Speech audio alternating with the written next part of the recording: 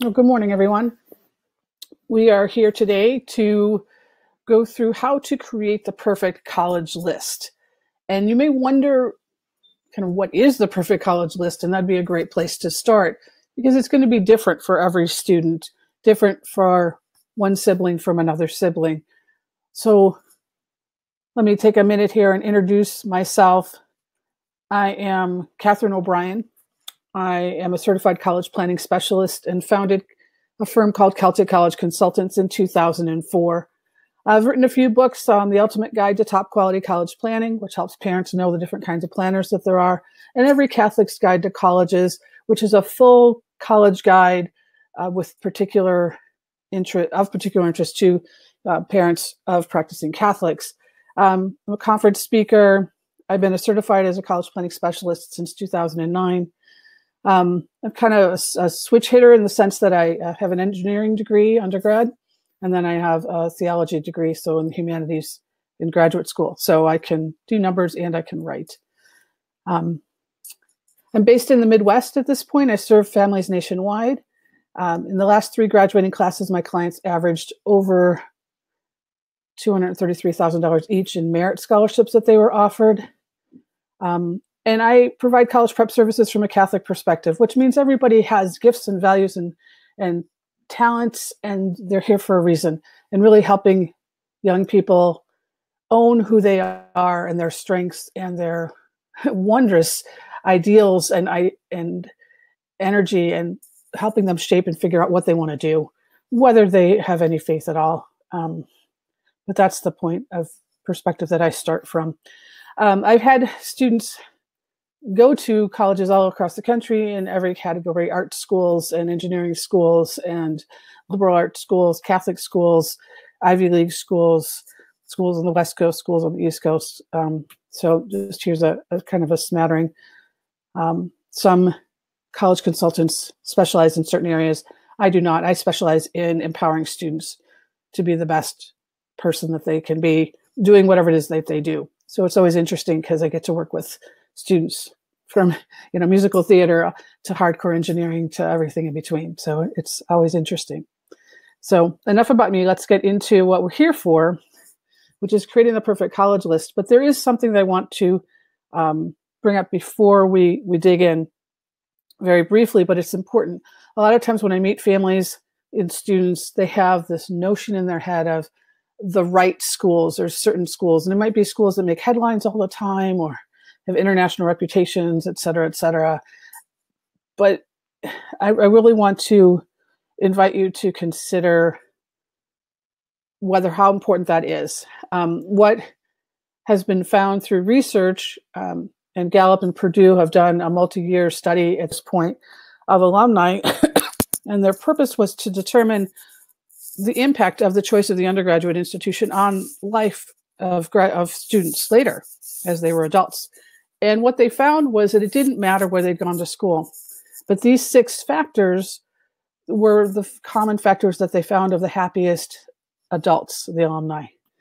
They had found a professor on campus who got them excited about learning. They had found professors who cared about them as a person, whether they were in their major or not. And I can remember in my own experience at Northwestern, I started as a chemistry major. It wasn't my thing, but my second quarter honors organic chemistry professor spent hours with me after the final going through things and helping me figure out, well, now what do I do? Because I'm not going to be a chemistry major. That was pivotal in my entire life. So he didn't have to spend that time. He wasn't my advisor, but he did. The happiest students have found a mentor, be that a person on campus or off campus. It could be someone from a club, the Newman Center, somewhere else on campus. But having a mentor, sometimes it's a grad student, has made a huge difference in their lives. And then working on a project that lasts more than one term. As we all know, when you're in school, everything's very episodic. You've got a paper due in a couple weeks, you've got an assignment that's due, you got this or that. When you get out into, quote, the real world, things don't work that way. And you may have ongoing projects that last for years, or you're updating things and there's kind of no end to that project's improvement cycle. So this expansion in the academic world to work on projects that last more than one term is something else that these happy, successful young adults had in common. They also worked in their field while they were undergraduates, in internships or jobs on campus or off. It didn't matter, but they actually got their feet wet in their field while they were students. And then they also participated in extracurricular activities. They were involved. So those factors made a difference in the rest of their lives more than did they go to a big name university. So I just wanted to bring that to your attention to kind of break through the tendency that many people have to think, oh, if we go to big name universities, shell out the money, everything's going to be wonderful. Not necessarily the case at all. Okay, so there are 3 main steps to creating the perfect college list. The first one is figuring out, what are you looking for? So what do I mean by that? You need to, each student needs to define their college goals. What do they want to study? What environment is the best environment for them? And then what's the budget? Because there's way too many students going to school that really don't know why they're there. And so they're taking a smattering of classes. They're not motivated, so they don't tend to do very well. And they really aren't sure why they're there. And they're kind of hoping that something will spark their interest. And all of a sudden, all the things will line up and they'll know which way to go. But doing some work before they get there to figure that out really helps. So they need to have an idea of their majors. And there's a big shift that's happened since we parents went to school. When we went to school, you were like a bio major. And then if you wanted to specialize in, say, genetics, then you went to grad school. Well, these days, if you're a mediocre kind of state school sort of average kid, that still is the case. But if you're not, if you have some proficiency in your area, you get into a smaller school where you have more dynamic things going on, there's an awful lot of specialization going on at the undergraduate level. So many schools have majors that look like they used to. So maybe a bio major, but there's 6 or 8 or 10 concentrations inside that major. So no longer are we specializing as graduate students, we're specializing as undergraduates. So the more research and trying things out that can be done while they're in high school, to have some idea of, I'm interested in this part of biology the most, and making sure that those kinds of schools are on the list. So that sort of thing is what I'm trying to get at with this.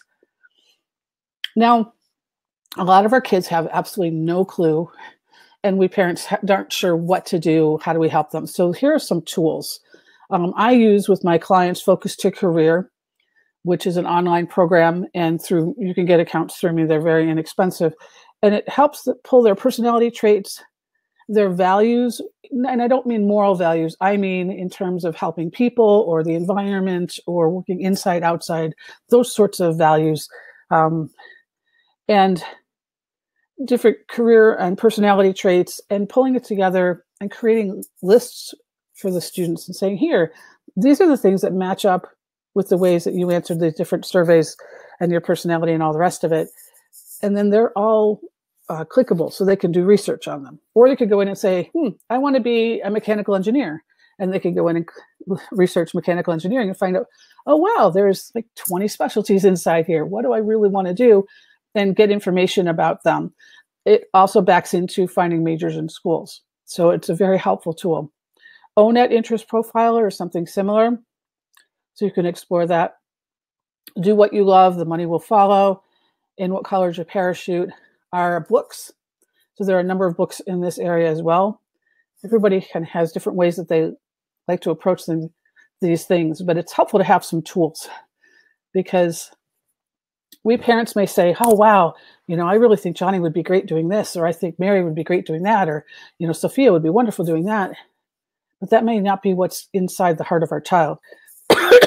Excuse me. Additionally, if it is, it's very validating to use one of these and go, okay, yes, I'm seeing that they are coming up with the same assessment that I am. And then, so I am going to pursue the law. I am going to pursue these things that I'm interested in, because I'm getting objective support for my interests. So that helps as well. And I'll tell you, I do that with all my clients, whether they come in with an idea of what they want to do or not. We start with focus to career and do those profiles and start to sift and do research. And you want to take it as far as you can. Start as early as possible, because like I'll have kids who come and say they want to be a doctor. Sometimes that ends up being what they want to be. Sometimes they really just have no idea. They just want to make money, and they want to help people. But the more we can flesh it out, and they can go, excuse me, doing job shadowing or internships or any of those sorts of things to actually see what the people really do in that profession. As much of that as possible. There's YouTube videos, which can be a starting point, but actually talking to people that are in the career, what are the options, all of that sort of thing. Because that really, really helps. Obviously, I don't want to go to a school. It might be a wonderful school, but it has no engineering school, but I want to study engineering. I mean, it may seem like a no-brainer, but I see those kinds of lists all the time. Okay. And then testing. I don't know if you're aware, but we have a growing movement towards test optional or even not considering tests at all. So we have a huge spectrum. Some schools require the SAT or the ACT. Some require the essay with whichever one. Some accept a new test called the CLT, which is the classic learning test, instead of the ACT or SAT. So if you're doing a classical curriculum in your high school, the CLT might be a much better fit. There's over 100 colleges that accept it at this point. You go to cltexam.com, you could get information about that test. And that one's given on the computer, just like the GRE. We have the trend happening to computerized testing, and you approach the test differently. But anyway, some schools are going to require the ACT, or if you take the SAT, they also want SAT subject tests, typically Math 2 and a science. As I said, some require the CLT. Some are test optional, which means you can submit your scores if you want, but you don't have to. At the same time, most of the institutional scholarships are still based on test scores. So if you go optional, you might get in, but you might not get any of the merit scholarships that you would have if you'd submitted test scores. So, and then some, and this group is growing, so is the test optional group, but they aren't considering test scores at all. They won't take them. They won't look at them. If you send them, they'll throw them away. And then just a note that international or non-native English speakers also need to take the test of English as a foreign language. You have to have English proficiency to study in the United States. That makes sense. So some of our kiddos are great in class and they're terrible at test day. They have anxiety or whatever. Some are great in the exams and not so great on the GPA. So just know that this is a factor. And given so many parents are unaware of the test optional and no testing options, and then the new CLT, I wanted to make sure I brought this up as you are putting together your list. I'm sorry about the coughing. I've been sick for months. Okay, so we have an initial idea. Now what do we do, right? So how can we find some prospective schools? So I created a Google spreadsheet for you in Google Docs. So if you go to tinyurl.com/perfectcollegelist, you can get this list. You need to make a copy and put it into your own Google Docs, and then you can modify it. So that's in yellow above. And there are two sheets in this spreadsheet. The first one, excuse me, is to gather the information that you are, as you are exploring schools. And then the second page gets into the essays and some of the application information. So initially, you'll just use this first page. And that second column, what Katherine likes, that's your college consultant. If you're working with somebody or your high school counselor, or it could be what the parents like. But mostly it's very student focused because it's the student that needs the right fit. At the same time, they need some kind of adult oversight, be it from somebody like me or from the parents. And so it's got a lot of different points on there. It's very wide. Add your own categories as you find, like you may have a student, a child that is into dance. What kind of dance program? How competitive are they? How big of a deal is that? Is it going to be a major, or is it just going to be an intramural, or somewhere in between? And what kind? Are we talking ballet? Are we talking the dance cheer squad, pom-pom squad. At some places use a lot of the dancers. So figuring all of that out, because that'll be a factor for you if this is the right school or not. If you are a recruitable athlete, that whole dimension comes in as well. But if you're not, then that's not, So this is a very customizable thing, but it's a good to get you started and has a lot of the categories that as a professional I look at. So I made that available to you. Okay, so your initial list should have 50 or so schools. I mean, it's really anything that meets your criteria. You want to have some academic reach schools. And a lot of times, those are good places to visit. I just had a student do that. He went to USC in Pepperdine.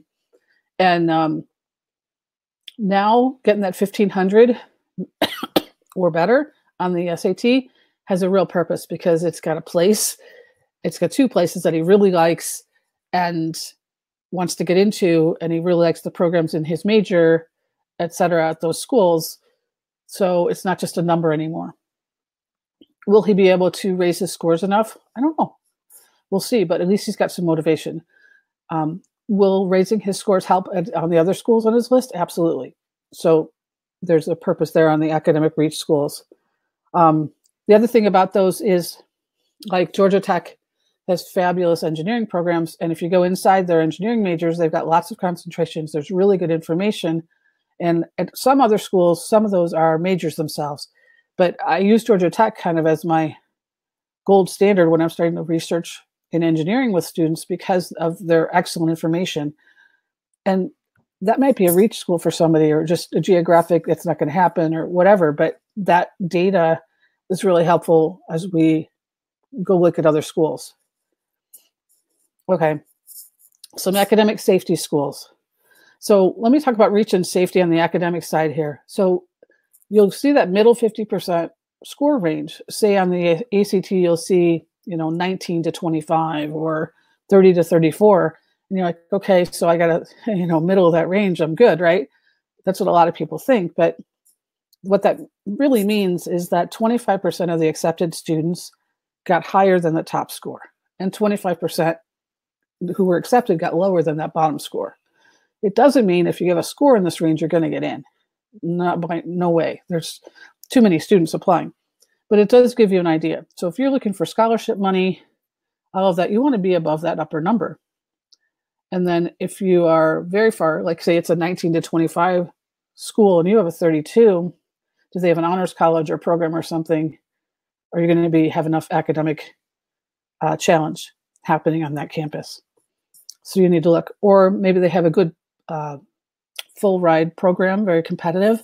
And so they're going to pull a good cadre of students at that upper echelon. And so you're going to have peers, because we need that. Iron sharpens iron, right? You have to have some kids that are going to challenge you, professors and courses that are going to challenge you. So that's all of that. Financial safety schools, I've got a whole section on the financial side. So you got to make sure that you can afford it. Is that net cost going to be in your budget? Otherwise, it might be the greatest school in the world, but if we can't afford it, we're not getting it. When I went car shopping, I wasn't looking at Corvettes because that's not in my price range. Great car, but it wasn't what I was looking for. I don't want a race car, and it was not in my range. So just having that aware. And then a bunch of good fit schools, okay? And then some geographic safety schools. We moms especially like our kiddos to stay close. That's not always the best option for them. Sometimes it is. Most, on average, across the country, most people go to school relatively near to home within a few hours. But for some of our kids, they need to fly. So having some a little bit farther away, having some closer for our kids who really want to fly. We got some backup schools that are closer to home. There's good reasons for staying close. There's good reasons for going away. It's different for every student. So, but having those factors as well. Okay. So college guides are books. Some of them are online as well, but I got to say, when you're dealing with a 600, 800 page book, sifting online doesn't make sense to me. So let me tell you about these various kinds. So on the left, they're Barron's Profiles of American Colleges. They also have an online presence.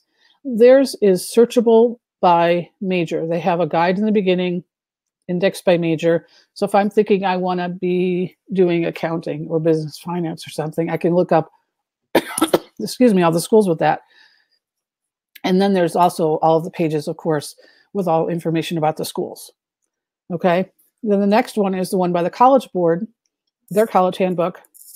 And they do not have an index by major, but in the back, they have an index by athletics, by athletic division in sport, male and female, NCAA, NAIA. So that's very helpful for our athletes.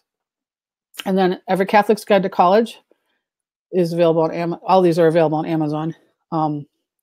This one has an index by major in the front as well. And it has about 300 colleges that all have strong Catholic presences on campus. So if that's where your student is, that's a great resource for you. And then those 3 guides are all similar in that they will all have statistics on the schools. How many students go there? How much does it cost? What percent of need is met? What are the academic stats of kids who get in? What majors do they have? What colleges do they have? Information about student life and all that kind of thing in them. They vary a little bit, but they're going to have all of that. And then Fisk's Guide to Colleges is different. Mr. Fisk is a journalist, and he started this a number of years ago. It's got about 200-300 schools in it, mostly your, recognizable name schools. And it's more what you would expect a journalist who visited the campus to write. So it's going to get more of a feel for what the school is like than all the stats. So it's a good second thing to look at. Do your initial research and then look at the Fisk Guide to get more information about it. There are other books about colleges, of course, but these are the 4 main guides that I think are the most helpful when you're doing your research. Okay, should you use rankings? And I have 3 pictures of 3 different sets of rankings. So there's Forbes, there's Niche, and there's US News and World Report. Okay. Everybody loves rankings because it's easy to go, okay, that's number 4, that's number 14, number 4 must be better, blah, blah, blah. However, almost nobody looks at the criteria for those rankings. Like one of the big criteria for US News and World Report is percent of alumni who make donations. What does that have to do with how good an undergraduate academic experience is? How good is it? How much does that tell you about whether it's good in this area or that area? A lot of times the rankings are influenced by what's going on in the graduate school, but we're looking at undergraduates. So I am not a fan of rankings at all. Some people will come to me with them, and fine, I'll put those schools on the list, and then I go do the research and see, according to the criteria for that student, is this school worthy of staying on the list? If it is, awesome. If it isn't, awesome. I want the right schools for this student on that list. I could care less about those rankings. They don't mean a hill of beans in the real world. They're a great marketing ploy. They're used by the schools. But as far as what's actually going on campus for a particular student, that is not the way to explore it. Okay, campus visits are very important. A lot of times we know what college is because we went, or our friends went, or everybody we know went, but our kids don't really have a clue. It's just a black box. When you're done with high school, you're going to go to college. Even if they had older siblings that went, they don't really know what that means. And getting on campus is super important to get a feel for what it's like. When you go to one of these huge schools and they've got buildings all over, maybe their own bus system and whatnot, to some people that feels super intimidating. Other people are super energized by that and the dynamics and all the stuff that's going on. And they've got 800 clubs and this and that. There's always something happening. Wow. Okay. So getting a feel for campuses is really helpful, and it will help the student be able to articulate, about this size campus really feels comfortable to me. Or I really liked this feature at that kind of school. Or, those dorms are segregated, men over here, women over there. That feels really comfortable to me. That other dorm, when they were just the wings, and around the corner was the other gender, I wasn't comfortable with that, or whatever. They don't even know to ask those kinds of questions. They don't know what the options are until they get on some campus visits. So I suggest in the freshman and sophomore year especially, go visit a giant school. Go visit a medium-sized school. And go visit a small school. And there's a range of what that could mean. There are some schools that are under 100 students. There are some schools that are 60,000 students. But give them an idea of what it would be to be on those campuses. Take the tour. Walk around, drive around the city, get a basic idea of what it would be like to go to school there. See what the cafeteria is like, or cafeterias, or restaurants. It's amazing what's going on food-wise. But anyway, and have your student journal what their impressions were. And then discuss that with them, because it needs to go beyond, I really like that kind of architecture, or the girls were pretty, or wow, that's an amazing lawn. It was always, looking really good, or the snow was always plowed, or there were lots of trees, or these superficial comments, into more of a feel for, were the students friendly, were the professors approachable, the kinds of things that you see your student needing on campus to thrive. Or reminding them, hey, you notice at ABC school that we were at a couple weeks ago, you like this. I didn't really see it here. Did that matter to you? Or I noticed this over here. Did that matter to you? You want to ask open-ended questions so the student's talking, but have some kind of journaling or note-taking going on to keep track, because it's very easy to get muddled up in your head and forget where you saw what, and then all of a sudden the visit learn is helpful because you can't go back and say, no, ABC school had this. We know right here it was the lady with the pink hair or whatever, or pink sweater, that really helps, and it gets concrete. And you can say, oh yeah, Dr. McCormick was at this school teaching this thing, and wow, it took an extra half an hour. We were just walking around. Those kinds of things. Thank you notes are things. They're good to send as well. Okay, moving on. Let's take a good look at the financial side of things. There's a lot of aspects here. Again, you want to know your goals. When you know what you want to study in the right environment for you, you can not be average. In the United States, it takes an average of 6 years to get a bachelor's degree. That's way too long. But if we're wandering around taking a smattering of classes and not sure what we're doing and transferring here and transferring there, then it costs a lot extra. So take that time to do that initial pre-work to figure it out. Graduation rates make a difference, okay? The average number of years to graduate at a public university is 6. And so you see the average annual cost of attendance, that's at COA, is $18,000, 6 years to graduate. So it costs $108,000 to get the degree. And then you also didn't work for 2 years. So the lost wages, I did the difference between what you make with a bachelor's and what you make with a high school diploma times 2 years. And so your total cost is $156,000 versus a private university that costs twice as much on average for annual. It takes 4 years to graduate. Your degree cost is a little bit more, but you're working those 2 years. So graduation rates matter. You'll want to look them up. You'll want to make sure it's the 4-year graduation rate, not the 6-year, or what they call 150%, which would be, 4 times 150 is 6.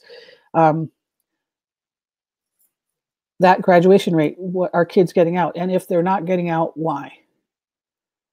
So we've got a number of states here who've had serious budget issues for a long time. They've cut things back, and the kids can't get the classes because there's 20 kids in the major, say, and they've got 18 slots. And so those 2 kids can't get the classes they need. And so they back up next year, and then next year there's 4 extra, and then the 6, and it snowballs. And so that can be a problem that's systematic, that has nothing to do with the students. Or maybe that Calculus 102 is a killer class, and most people can't pass it, and they're taking it again, and it's only offered once a year, and it's adding laps, it's adding another year. So if you can find the particular things and make sure that your student can overcome them, or find another school if they just, the snowball thing and there's just not enough seats and kids can't get the classes and they're just stuck. So see what's going on. And peer pressure is incredibly powerful on all of us. We all know it. You get on the freeway, you're in the left lane, you're going as fast as everybody else on the left lane. That's peer pressure. If everybody's kind of not graduating on time and it's not really a thing, and that's just sort of the way we do it here, your child is going to float along too and spend that extra time and extra money. So that's another piece of that. Okay. There are regional tuition reduction programs. There are about 5 states that do not participate in any of them, but all the rest of the United States are involved in one of these. So grab the name that's probably of your region. Professional student exchanges for grad students. The regional contract program is for grad students as well. And then go look those up. And what these are is programs that a group of states have grouped together, and all of the public universities, and sometimes a few privates, but typically not because they don't charge out of state. But the public universities will say, we'll accept students from these other states and we'll give them, usually it's 150% of in-state tuition. So it's 1.5 times what the in-state people pay. But that's typically a savings somewhere between $4,000 and $11,000 a year. And there's all kinds of caveats, like nursing. Almost nobody will do it for nursing because the whole point of this is like a coupon program for you to come out of state and save a little money so that you can get through in 4 years. And their popular programs are usually excluded. So you'll need to look at the details, which schools and which majors inside the schools are participating, and what you need to do in the application process. So this was an example from a real student. She wanted to go to a 5-year program. It was a double degree program. And she filled out the application, and it was going to cost $258,000 because the way she filled it out, it did not qualify for the WUI program. This was a California student who wanted to go to an Arizona school, and they were part of the Western Undergraduate Exchange program. I made some adjustments so that the major qualified for the program, because they had like sister majors, they were partners. And so if you didn't know what you were doing, like she didn't, you didn't qualify. So I made slight adjustments. So she was still going to end up with the same degrees and the same information. And I saved her $90,000. Took me half an hour because I knew what to look for. So now you know what to look for. Okay. Scholarships. 93% of all scholarship monies come from the colleges and universities themselves. So your college selection piece in building the list is enormously important. Okay. Let me say that again. 93% of all scholarship dollars come from the colleges and universities themselves. Colleges give scholarships for academics, athletics, leadership, special skills, like debate clubs and things like that sometimes. They'll have different programs. They're all a little bit different how they handle it. Okay. Scholarships are functionally college coupons. There are categories of schools that give them because they're just trying to draw students, period, or trying to draw students out of their region. Master's colleges, which is colleges that only give bachelor's and master's degrees, and liberal arts colleges, both tend to be only known within their region, but they love to have students from outside their region because that exchange and interplay between students with different cultural backgrounds or regional backgrounds, international backgrounds, is very, very helpful and enriching to everyone on campus. So these schools tend to give everybody or almost everybody aid. And so there are schools, literally, you will go on the campus visit, and before you've left admissions, they will tell you everybody that comes here gets a $10,000 scholarship just for coming here as an incentive to come here. So that has nothing to do with their credentials, right? They got accepted, so therefore they're going to get, and then they could get additional things in addition, besides that. So a lot of times we're thinking that sticker price is what we're going to pay. Typically it's not. So we've got to do a little bit more homework. Your name brand schools obviously do not need to draw anybody to come and apply. They have an overabundance of applications. So they have less incentive to give, and the elites tend to not give it all on the merit side. Okay. Okay, in order to get aid, you got to apply. The FAFSA is the free application for federal student aid, and it opens the door to federal aid, state aid, and often institutional merit and need-based aid. There are schools that will not give you a merit scholarship if you didn't apply for the FAFSA, because you're not applying. The FAFSA says that, oh, we're ready to pay full price. We're good. We'll just write you a check.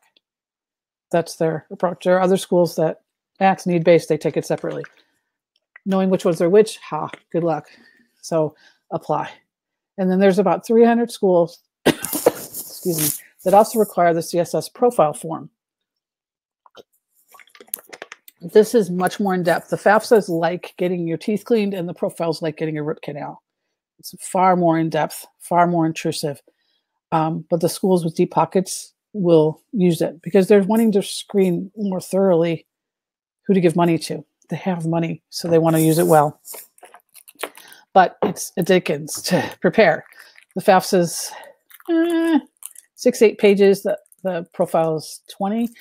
And my favorite part is you go through this laborious process with the profile. You get all done, you think, and then you find, oh, no, there's extra questions because this school that needs it and that school that needs it have their own personal private questions that they added to the whole thing.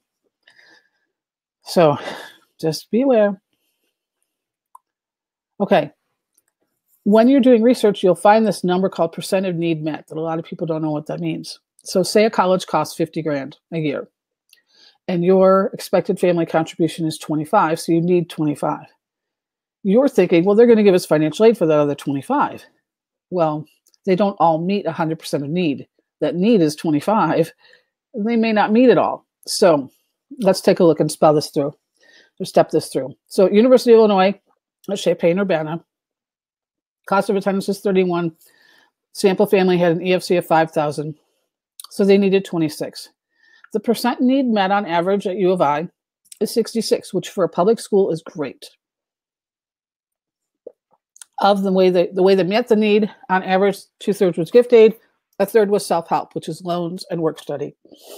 So the out-of-pocket cost on average would be almost 14. Adding back in the self-help, now you're at 19 and a half. Okay. Northwestern up the road in Evanston, bad boy, 73 grand. I can't afford that. Who can, right? Same family. So they need 67,000. A lot of people quit right there and say, I'm not even going to bother. But they're 100% need met school, and they give 85% gift aid, and self-help is 15%. So your out-of-pocket cost is your 5,000, and when you add in your loans, it's 15. Northwestern stays cheaper until your expected family contribution is greater than the cost of attendance at University of Illinois. So that's a way to see what that percent need met, how that can make a difference. So to break into the expected family contribution, which is this number that people bandy about, but they're like, where did it come from? So boiling down their 30-page formula, you have the parents' adjusted gross income that they take 22 to 47% of after a living allowance. And then you're going to add your parent assets, 5.65% of those after your asset allowance. And then you're going to add half of the student's income and a percentage of 20% of their assets. Now, I'm talking about this base year AGI. So what's the base year? So if I'm starting school in 2020 as a freshman in college, so 2020, 2021 is my freshman year, then 2018 is my base year for the income. I'm going to file this my senior year in the fall of 2019 using 2018 data that's already processed by the IRS. I can pull it right from the IRS right into the FAFSA form. And I'm going to use current asset information as of the day I'm filing it. Hopefully that gives you an idea now how they're calculating it, basically where that's coming from. The size of the family is factored in, age of the parents is factored in, number of students in college, all of that's factored in. But this is just the basics. Okay. Congress a few years ago required all the schools to add a net price calculator to their financial aid pages. The purpose of the net price calculator is to help you know what's it going to cost for your family to send a child to this school.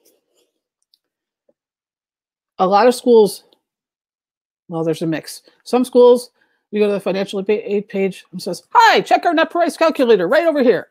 Other schools, you can search and search and search and search and search and never find it. You got to go put it into the search window, net price calculator, and dig deep in the dungeon and where the spiders hide is where they've buried it. There are several of these. Of course, every school didn't go out and make their own, so there's a few vendors that created them. Some will give you lovely notes like this. You're like, only 5 minutes to complete. You're like, great, I'll know right away. And they'll ask you a few things, and you're like, okay, cool. If that's the case, you haven't gotten very good information. If it takes closer to 15 minutes, and they've asked you about your kid's GPA and their major and their test scores and lots of questions, you're like, oh my goodness, it's like running a gauntlet. Yes, it is. But the number that you get at the end will be a pretty accurate estimate of how much it's really going to cost for you to go. So they're asking all that information because they're factoring in their automatic scholarships. A lot of schools will say, if your GPA is this and your test scores are in this range, we will automatically give you this much per year. And so they're calculating all that in. So if it's just a quickie one, a few numbers, here you go. I mean, I've seen some that don't even ask asset questions. It's just ridiculous. They just ask so little. Like, here you go. That number is pretty worthless. So, but if you can get the net price calculator, hopefully they're using a good one that often was helpful. Okay. Okay. So then we have our gnarly list of like 50 schools or so. And typically as we're putting that together, we can sit down and shake that out and refine a whole bunch off of it just as we've learned along the process. And we've refined things and, we're honing into this geography or size of school or different factors. But then there's some more research we can do as well. So make sure you've got your criteria honed in, because at first you may be just getting a basic idea. What's life like on campus? What's it like in class? How accessible are those professors? If my student wants to go to graduate school, they're going to need to be able to get professor recommendations and work with them and do research or whatever. Is that an option on that campus or not? When I showed up in Northwestern and my first classes were these huge lecture halls for 350 kiddos. Wow. And you're like, wow, this is a big deal school. Yeah. It's a heck of a way to learn physics, got to tell you. Do they have the desired majors and programs, professors, academic challenge? Special programs like cooperative education and internships. So cooperative education is where you take a semester and instead of taking classes, you're actually working in your field. And so typically you're going to end up graduating in 5 years because you've got a year folded into your school of working. So you actually have 4 years on campus in class and then a year of working as your student, which is super helpful. Money, clarity about, do I want to work in this part of this field within my major or this other one? They're going to have recommendations. A lot of times those kids end up with jobs offers before they graduate. Internships, similar, but not always paid. Some places do hands-on learning really well. Some places don't do it at all. Some kids, that makes a big difference. Some it doesn't. Postgraduate placement and salaries in their field. I could care less if all of the journalism students are getting jobs if I'm studying engineering or if I'm in teaching. I don't really care what the engineers are doing. So has to be specific. And salaries and how are they placing?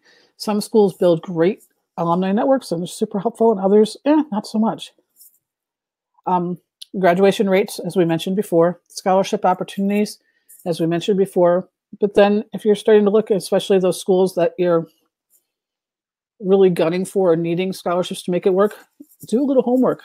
There's a lot of information typically available on their websites about particular programs and all the jumps hoops you're going to have to jump through to get there, because there are kids in March and April flying to campus for interviews and testing programs and whatnot for the big scholarships. So a lot of people think we're done by Christmas, and if you're going for those, you're not. So just being aware of what's entailed in these things. Some of them are simpler than others, all of that stuff. First time of financial need met, we talked about that. Tuition reduction programs, we talked about that. Sometimes you'll add a category and mark it. On the net price calculators, they usually do not bring in the tuition reduction programs. So you're going to want to adjust those estimates yourself if you're going to qualify. So assess. Do whatever you need to explore those things. You're going to need to do some deeper research. Deeper campus visits. So maybe we visited before and we took the tour, talked to a couple of kids. We've checked out things. We've put it on their spreadsheet. This looks like a good fit. Now we're going, I want to sit in on a class. So I want to spend the night in a dorm. I want to meet with a professor or two, or talk to the department secretary, or all of those. I want to go talk to the mental health people or health people on campus just to know what's there. I want to tour more than one dorm. Whatever the things are that are really important to you.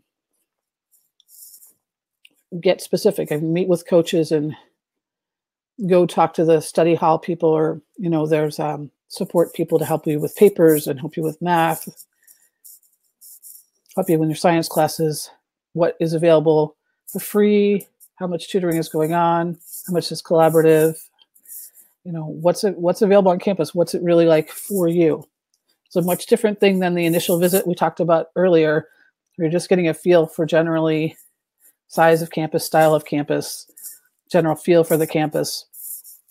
This is much more specific, and it's going to take longer, and you're going to have to go around the admissions office a lot of times. Some schools are great and they'll set you up and they're just wonderful. Other schools really don't want you wandering around their campus and doing all this stuff, and you're going to need to go and talk to the departments themselves and set it up yourself. Because how else are you going to evaluate it? You got to go do it. If you can't go visit, because it's not always possible to go fly someplace and go visit. So if they're in the FIS guide, that's a great place to get a lot of different information from students and whatnot, and they update it every year. So they're continually interviewing students on those campuses. And then Unigo is an online place, and the students will write about their schools. So FISC is more of a professional perspective, where Unigo is going to give you more of a student perspective. But those are some ways to flesh it out. RateMyProfessor.com is another one to get more on professors. But you want to get onto some of the blogs from students and that kind of thing to get a feel for it if you can't go visit.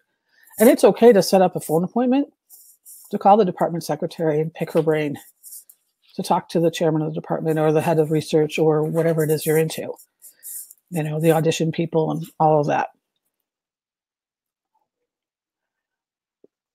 Application options and requirements is another area that I see people, as they're refining their list, they may drop a school because it doesn't take the Common App, or they're already writing 16 essays and they don't want to write 3 more, or because, if you want to go to a University of California school, they require 4 essays. That's a lot. Some people don't want to add those in. Some people do. You really have to weigh, is what I'm hoping to gain worth the effort in the application process? Portfolios, auditions, all of those sorts of things come into it as well. For homeschooling, transcript requirements and all of that. So that's a piece that can come in. A lot of times people don't look at it, but for some, that makes a difference. So that's why I'm putting it here. Your ultimate goal is to have a list of 8 to 12 schools. You want to have 1 to 2 reach schools, which could be academic and or financial, and 2 to 3 safety schools, academic and financial. It would be ridiculous if we didn't get in. and we should definitely be able to afford it. And then good 4 to 6 good fit schools, good solid fit academically, what you're looking for and all the particulars on campus, as well as the finances. You want your list settled by the end of junior year. And as you're finalizing this list, remember that spreadsheet I gave you? You want to use that second page to start to record what they're asking for. Because a lot of the questions basically are, why are you a great student? And why are we the right campus for you? And as you're finalizing the list and you're saying, okay, I really want ABC University on my list because they have this research program and that study abroad program and this concentration in the major and professor who's it's and da-da-da-da-da. Make that list. Because there's your outline for the why is this school the right school for you essay, isn't it? So make those lists. Also, when you end up with 15 schools on that list and you're sitting down, parents and student, okay, we got to come down to a reasonable number of schools here to apply to, because applying is not free and it takes time and money. What are the pros and cons? What are we looking for? So that I can really argue as a student and say, no, mom and dad, I really need to go, or really would like to apply to Q University because here's my reasons. And they're good reasons and I can substantiate them. And then mom and dad could say, but what about this or that I found about Q? Okay, well, let me go to research that. Or I think you're mistaken. Let's go look at that together and have an adult conversation narrowing out the list. Parents are going to bring wisdom and experience into it that students just don't have. Students are going to bring their perspective and the depths of their heart that parents can't always see into, and have that respectful conversation to say, okay, this is why I'm asking you, mom and dad, to spend, this amount of money for me over the next 4 years to go study this. Here's how, here's why, and have that conversation. So how can we do all that? Well, you can do it all yourself. You get one-on-one consulting help, or I have a college support program too that interests some people. If you're going to do it yourself, it's going to take months and a lot of time. So I worked with Valerie a couple of years ago, and she's a professional project manager, and she thought she could do it herself. And as she's in the middle of it, she wrote this to me. She said, for over a year now, I've had a second job. And she said, I'll admit at this point, I was penny wise and pound foolish, not engaging Katherine to do more of it for our family. Our services are not cheap, but you can get what you pay for. If you decide to take on the college research and admissions process yourself, you need to be unfailingly organized, ready to nag your kids regularly, and ready to spend hours and hours and hours of your free time over months. It's no fun to do it yourself. So if you can find the money, save yourself the grief. If I knew then what I know now, I would happily have signed on the dotted line. She only had me do a few things here and there for her, with her 2 kids. My college prep support services are for the do-it-yourselfers who want to be more efficient and have a guide. So I let them use the programs that I use. We meet every month for half an hour. They can ask whatever questions. I give direction and coaching, and they're still in the driver's seat doing most of the work. But those coaching conversations trim a lot of time off because they're no longer wandering in the weeds, looking for this or that, trying to figure out the next step, sort out the student, whatever. And I'll meet with the parent and the student, or both, or one, whatever needs to happen there. And then I have full one-on-one consulting services where I do a personalized career major program search process in detail over time, the college selection research guidance recommendations. I use top-notch programs to do this. I help the students develop their sense of self, themselves as leaders, develop their study skills, their soft skills. I'll oversee their test prep process, oversee them as they try to do different things. That's another anchor point that's not mom or dad. And a lot of times parents will let me know, hey, they're doing this or doing that, and they need some help here, or they need some help there, or they need some praise. And I can fill that in, and they can hear it from me better, which is a shame, but it's something we all go through developmentally. And then financial aid, college funding strategy sessions, of course. What application strategies? We didn't even get into that. Early action, early decision, regular decision, rolling, all of that. Making your strategy, getting it done, getting through the whole application process. We're writing those essays as soon as finals are done in June of junior year, and they've already done some pre-work as we finalized our list. We're getting recommendations and setting up recommenders and all of that. I've been doing essay writing, coaching, and editing for years, do it very, very well. And so I'm helping them do that. And then as they have interviews, preparing, practicing, coaching, and they need it more and more as they're more on devices. They don't know how to talk to people anymore. I do a holistic application pre-submission review. So I kind of divide myself in two, read the application as if I don't know you, and kind of have a checklist in my head of, is this telling me all the wonderful things I've learned about you? And if not, where can we fix that application so that that's shining through as well? I prepare financial aid forms. I can file them.